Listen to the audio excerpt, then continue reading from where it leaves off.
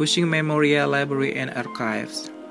Cushing Library was as the first building constructed exclusively as a library in 1930. The name of Cushing itself was derived from one student who fully dedicated himself to Texas A&M. His name is Edward Benjamin Cushing. Edward Benjamin Cushing witnessed of the massive burning in 1911.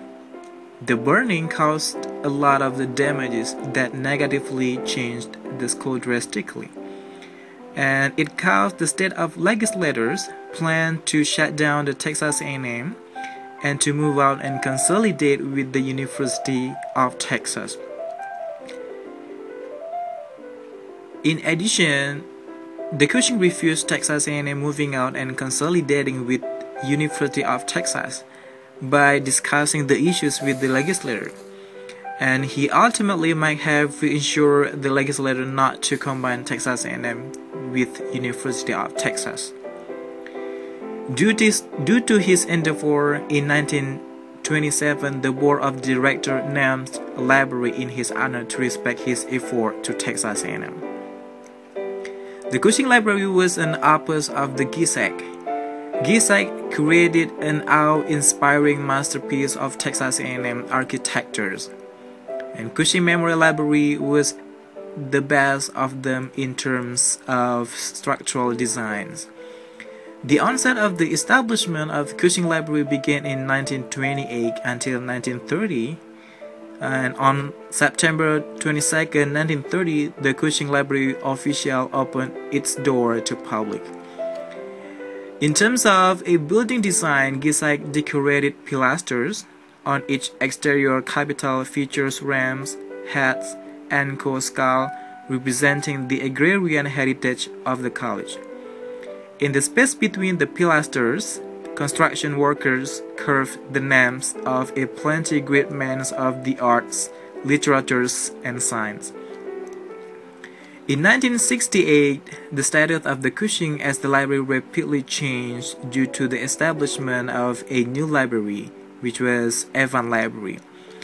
Due to establishment of a new library, Cushing provided a variety of purposes including offices, studying places, and storages. In about 1974, the building was renovated because the condition of building was so old.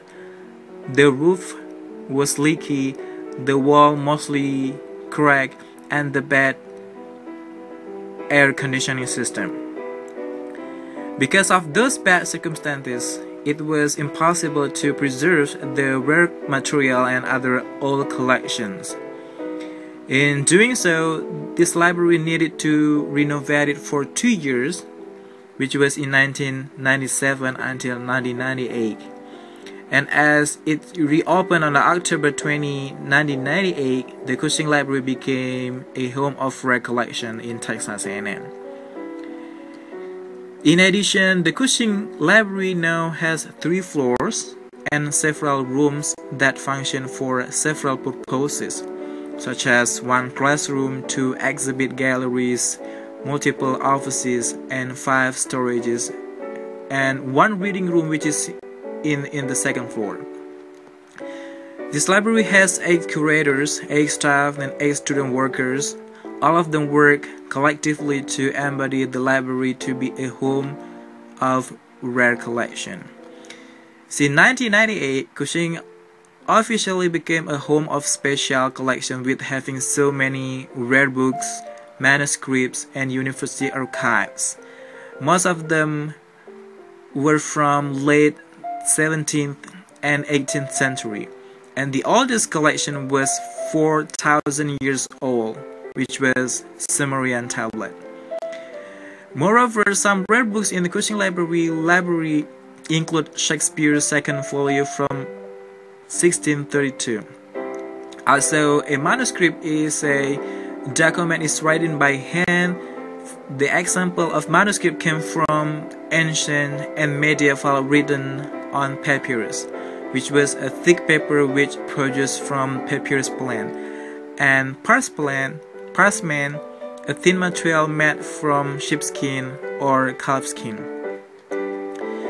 There are still plenty of collections of this library, such as the Africana collection, the French collections, the livestock collections, the science collections, the Americana collection, the printing art collection and research archive, the science fiction and fantasy research collection.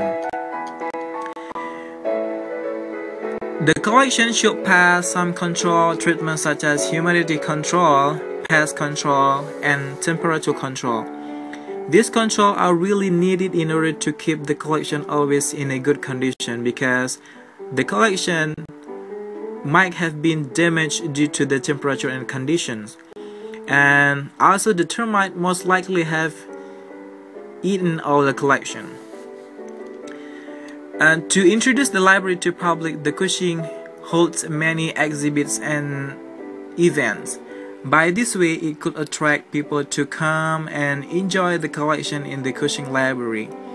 In terms of the exhibit, the Cushing Library has been hosted several exhibits, such as the French 18th century from the Robert Dawson collections, 100 years science fiction and fantasy. Similarly, the Cushing has ever held the event for student and public people